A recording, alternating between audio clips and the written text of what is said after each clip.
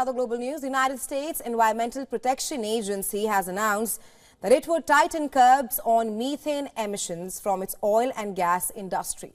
The statement made at the ongoing COP28 summit comes ahead of an expected methane summit. The upcoming talks will be led by the world's biggest greenhouse gas emitters, the United States of America and China, along with the host United Arab Emirates. Over 20 countries, led by the US, also called for tripling of nuclear energy capacity by 2050 at the summit.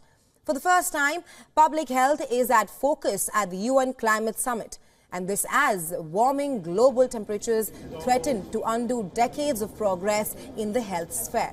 We now look at the big statements made at the summit till now. Take a listen.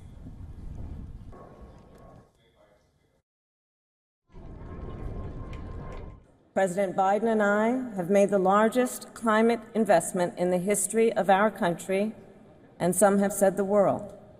Roughly $1 trillion over the next 10 years.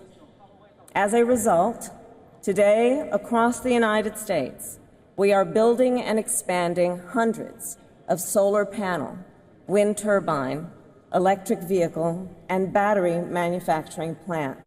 Für uns ist wichtig, dass dieser neue Fonds den verwundbarsten Ländern zugutekommt und dass wir möglichst viele von uns diesen Fonds unterstützen.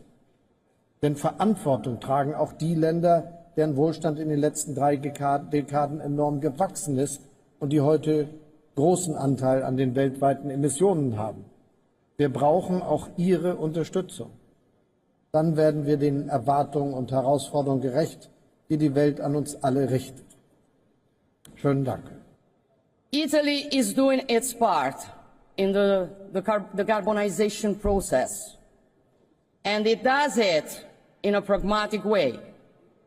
That means with a technology-neutral approach, free from unnecessary radicalism. We cannot afford to neglect the immense potential or ignore the pressing needs of a continent on the cusp of transformative growth.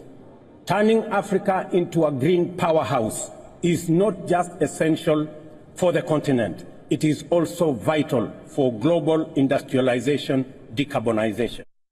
As South Africa, we applaud the landmark decision of COP28 to operationalize the new fund on loss and damage, and we also welcome the pledges that have already been made.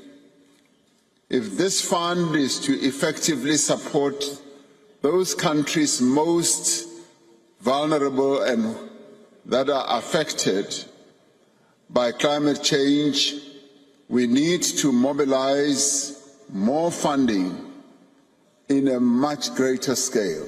As we conclude the first global stocktake, we must be brutally honest.